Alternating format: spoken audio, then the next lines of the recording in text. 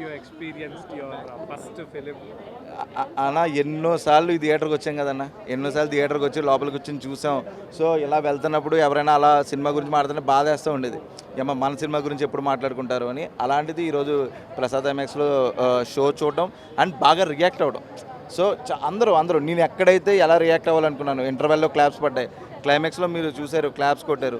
So దానికోసమే కదండి ఇంత కష్టపడి తీసింది.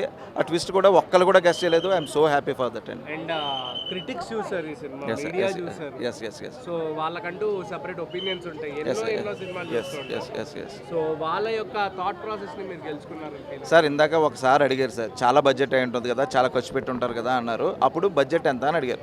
నేను చెప్పాను 1.8 అయింది అని చెప్పాను. 5-6 కోట్ల సినిమాలో ఉంది, చాలా బాగా డీల్ చేసావు. అండ్ ఆ క్లైమాక్స్ పోర్షన్ ఏదైతే ఉందో మేము అసలు గెస్ట్ చేయలేదు. అంటే అంత సీనియర్స్ని కూడా మనం కొద్ది గొప్ప ఇంప్రెస్ చేయగలిగి ఉంటుంది సార్. అండ్ 1.8 అంటే నేనే నమ్మలేదు. అంటే లైక్ రఘు గారి దగ్గర నుంచి అంత రూత్లెస్ విలనిజం అనేది ఎక్స్పెక్ట్ చేయలేదు. Yes sir, yes sir. అసలు లిటరల్లీ చూసినప్పుడు ఒక క్యారెక్టర్ని తిట్టుకున్నాం. సో అంత బాగా చూపించడానికి ఎంత హార్డ్ వర్క్ చేశారు అంటే హార్డ్ వర్క్ అస్సలు లేదండి. నేను స్క్రిప్ట్ రాసేసుకున్న తర్వాత రఘు సార్ న్యాచురల్గా ఉంటారు. హీస్ ఫ్రమ్ రాజమండ్రి దగ్గర గాదరాడ అనే ఊరు. సో ఏమైంది అంటే ఆయన న్యాచురల్గా చేస్తాడు. మీకు చూస్తే పెద్ద కాస్ట్యూమ్స్ వాడేలా, పెద్ద మేకప్లు వాడేలా, ఒకే ఒక రుద్రాక్షమాల ఉంటుంది అంతే.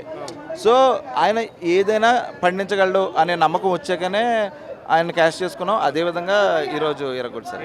అండ్ కాకినాడ నుంచి కానీ రాజమండ్రి, యాక్చువల్లీ మేము అదే కాకినాడే. సో ఇటువంటి ఆంధ్ర నుంచి వచ్చి ఎలాగైనా ఎదగాలి సినిమాలో అని అనుకున్న ప్రతి ఒక్కళ్ళకి మీలాంటి సినిమాలు చూస్తే, మీలాంటి ఫిల్మ్ మేకర్ సినిమాలు చూస్తే చాలా inspiration. Thank you sir. And ఈ యొక్క సక్సెస్ని ప్రతి ఒక్క అప్కమింగ్ ఫిల్మ్ మేకర్కి ఎటువంటి టైప్ ఆఫ్ మెసేజ్ ఇవ్వబోతుంది సార్? ఒకటే ఏదైనా సరే, నేను ఇన్ని సంవత్సరాలు నమ్మి ఉన్నాను సార్. ఏదో రోజు మనం సినిమా మాత్రం తీయగలమని నమ్మే ఉన్నాను.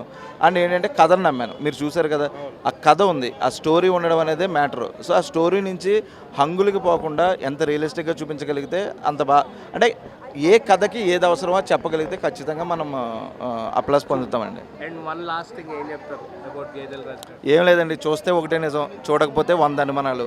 సో మీరు చూసారనుకోండి, నేను చెప్పే అన్ని నిజాలా కాదనేది క్లియర్గా అర్థమైపోతుంది. చూడలేదనుకోండి, ఏదో కాకినాడ నుంచి వచ్చారు, చిన్న బడ్జెట్ పెట్టారు, ఈ కవర్లన్నీ బాగానే చెప్తున్నారు అనుకుంటారు.